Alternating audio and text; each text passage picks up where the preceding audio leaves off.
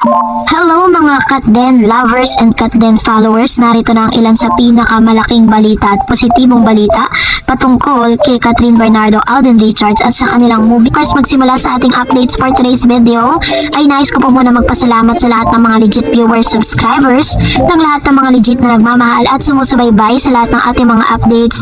Thank you so much sa inyong panonood.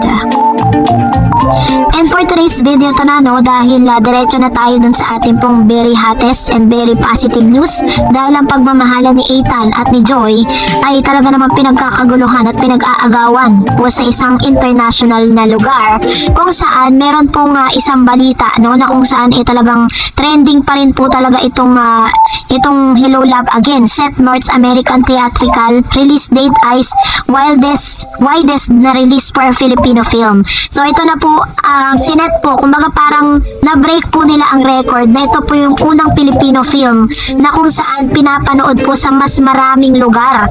ABS-CBN Films and GMA Pictures to present North American release of Hello Love Again. Grabe!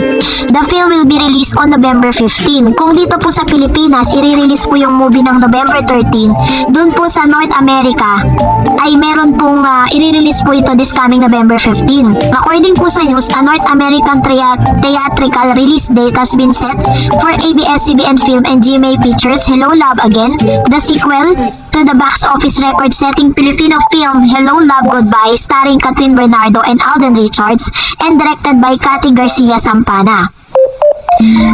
Catherine Bernardo and Alden Richards reprise their unforgettable character Joy and Ethan in Hello Love Again.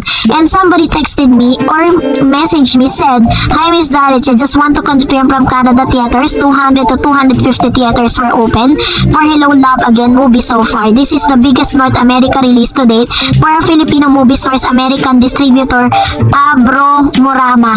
You can check the website for further verification, Miss Darich." Upon checking, ito pong Abra Murama ay isa pong nagki-cater po sila ng mga international film, mga concerts, ganon. So, but this time ay napagbilang ang Hello Love Again. Biruin po ninyo ang mga kasabayan po nila or ang kinikater lang talaga nitong company na to is for international film. But this time, this is gonna be the first time na sila po ay nakipag-collaborate sa ABS-CBN at dito po sa kanilang GMA Pictures. Kaya naman this is really a positive news for everyone dahil nakarating na po sa iba't ibang lugar at napakalawak na po ng naabot ng Hello Love Again. Hindi pa man po nag-iuumpisa yung kanilang movie, ay marami na po talagang mga sinihan sa ibang bansa, North America, ang talagang nag-release ng kanila pong statement that they are going to cater that movie. Abranorama will release Hello Love Again in theater across US and Canada on November 15. The film will have the widest North American release ever for a Filipino film. So this is gonna be the first time na naman. So Filipino film Hello Love Again, the sequel 2019 box office hit Hello Love Goodbye will release in theater across US and Canada. Biruin po ninyo yon, diba? Ganun po katindi ang parang bagyo na dinala po nito pong movie na ito for Catherine and Alden. Talaga napakalaki po ng privilege at napakalaking blessing po talaga to para po sa ABS-CBN at sa GMA. Biruin po ninyo, ultimo international mga companies, cinemas, ay talagang inaccept po sila. Almost 200 to 250 cinemas ang binuksan para po sa movie na ito. Hello Love Again is set 5 years from when Joy and Ethan or Catherine Bernardo say goodbye to Alden and Hong Kong to pursue their dreams in Canada after fighting for their love to conquer the time, distance, and global shutdown. So ito yung pinaka talagang kumbaga parang inalay po ito ng mga taga-US at ng taga-Canada doon po sa mga OFW, kasi syempre marami po kasi talaga mga Pilipino abroad na talaga makaka-relate for this, and for that, dahil nakarating na po sa knowledge nila kung gaano po katindi ang dala ng movie na ito, kaya naman agad-agad po nila na nakipagkausap para po sa ABS-CBN at GMA Pictures para po i-collaborate ang mga ito pong company na to para mapanood din po yan sa widest cinema. First time po yan in the history, and na-break na naman po ng Hello Love Again. Grabe! And this is really very exciting part, no? Kasi hindi pa man po natin napapanood sa Pilipinas. Marami nang excited na mga kababayan natin, even yung mga foreigners to watch that particular movie. And for before that, narito naman ang ilan sa mga komento at reaction po ninyo patungkol naman sa ating latest updates.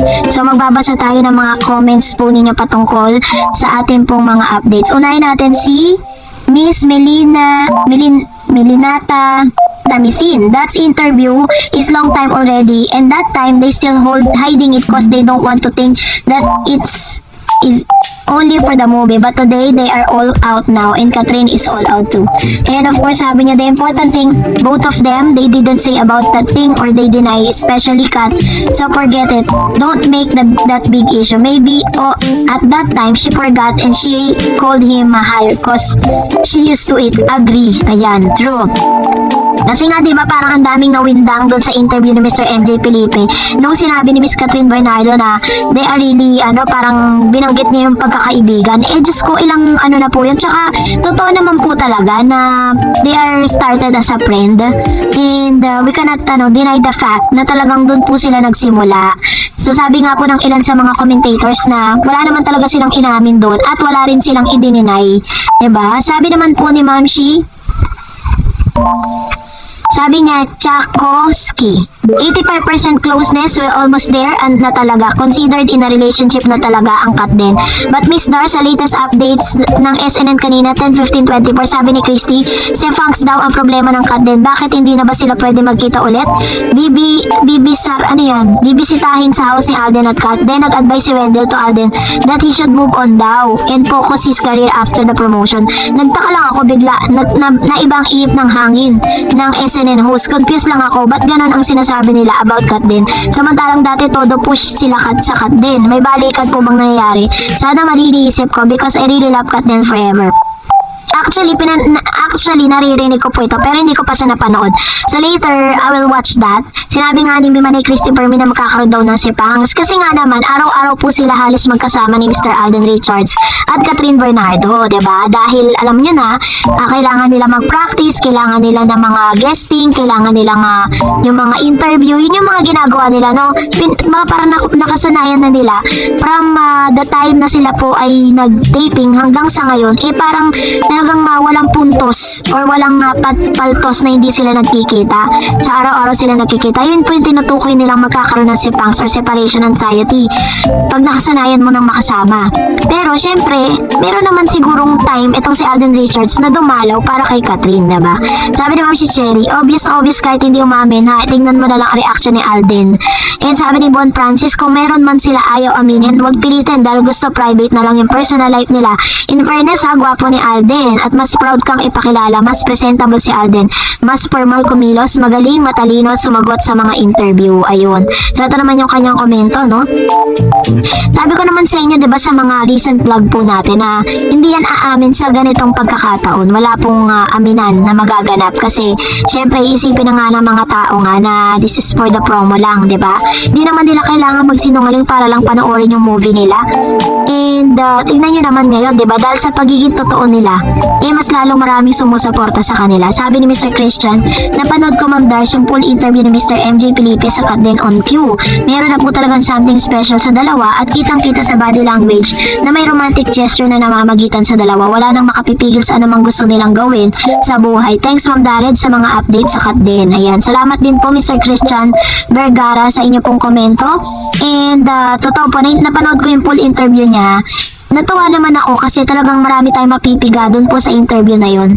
And sabi ni Ma'am si Elizabeth Agustin, hello Miss Tarrants, blessed day sa'yo. I watched this interview, Canada pa yan, medyo matagal na yan. So friend pa siguro sila noon, pero marami na nangyari.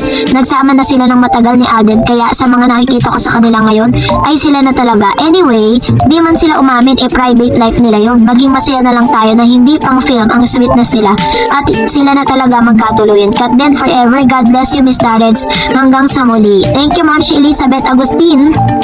Diba, katulad po ng sinabi ko sa inyo, nasa Canada po nung interview sila noon. And sabi nga ni Ma'am Shi, dami-dami na nangyari, ang dami ng paayuda na naganap. Kaya naman imposible pa rin na talagang parang hindi siya napapanahon. Talagang for promo lang talaga yung kanilang interview na yon. At sabi nga ni Alden, what you see is what you get. And nakita niyo naman kung gaano po nagiging attorney ni Alden si Catherine, diba? Sabi ni Mr. Joel, 85% daw yung closest silang dalawa. Nag-shooting pa sila ngayon, tapos na yung shooting, palagay ko 100% na ngayon na magjowa na sila. Ayan, so ganito naman yung fate ni Mr. Joel Lopez patungkol kay Mr. Alden and Catherine. And sabi ni Ma'am si Annabelle, hello Ma'am Doris, tama ka dyan madam, nagulat nga si MJ Felipe na ganun na ang rate, 85% na, so very close na. So this time, 100% na sila na talaga. I claim na natin yan, hindi makapag-deny yung mga actions nila na mapa-stage man sila or behind the scene man. Ang abangan na lang natin ay kung sino umaunang aamin sa kanila, si Kat ba or si Alden. Sino yung di makapagpigil, kaya go lang ang Kat Den fans, support pa rin tayo kung saan sila masaya. Thank you Miss Darren sa channel mo at sa legit update mo po for always. Ayan, thank you Ma'am si Annabelle Garde sa inyo pong komento, no? Huwag po tayo masyadong mainip. Trust the process, sabi nga. Sabi ni Blue Haven, at last Catherine is now with very respectful and very comfortable to be with during interview, unlike before. Para siyang may kasamang lasing. Kung anong ginagawa sa kanya, napaka-unethical. Kala niya sweet na siya sa lagay na yun. May kanya-kanya kasi silang style eh. How they express their love. And sabi ni Miss Mercy sa Limbagat, may something na sa kanila, okay yan, secret relationship sa kanila, na sa tamang panahon umamin din sila. Hintayin na lang natin yan. Ito naman sabi ni Ma'am si Mercy sa Limbagat, ano? So parang sinasabi dito na huwag tayo masyadong magmadali, huwag tayo masyadong mainip sa mga bagay-bagay. And sabi ni Ma'am si Raquel, mas maganda talagang huwag na talagang aminin ni Alden at Catherine kung anong meron sila. Totoo na pag umamin sila, mas lalong maraming bashers ang lalabas. Hindi titigil yung mga bashers na yan hanggat hindi sila magkakahiwalay. Mark my word, kaya kay Alden at Catherine, magpakatatag kayo. Very true. Totoo yan. Once na inilabas na nila sa publiko yung totoo nilang estado ng relasyon nila, mas dadami po ang bashers, mas dadami po ang pilit na sisirain yung kanilang relasyon. Ganyan po ang mundo ng showbiz. Kaya there are times na parang natututo na rin yung mga artista ngayon na isikreto kung ano man yung namamagitan sa kanila. Sabi ni Miss Rex Lagi. Hello Miss Dars, mapagpalang araw sa ating lahat. Yung sinabi ni Alden na we are same page, same mindset, so power, 85% na yung level nila. That was 2 months ago. Basta cut din lang for life. God bless everyone watching from Riyadh with care. Miss Dars, salamat. Thank you din po Ma'am Shi sa inyo pong komento. At maraming salamat po sa palagian ninyong panonood sa ating mga updates. Pero kung nagustuhan mo ang video na ito, huwag mo kalimutang mag-like, mag-share, at mag-subscribe, at i-follow mo na rin ang aking Facebook page, Dareds TV. And also, I have my TikTok account which is Dareds TV. Pwede nyo rin po akong i-follow doon. Thank you for watching guys. God bless everyone.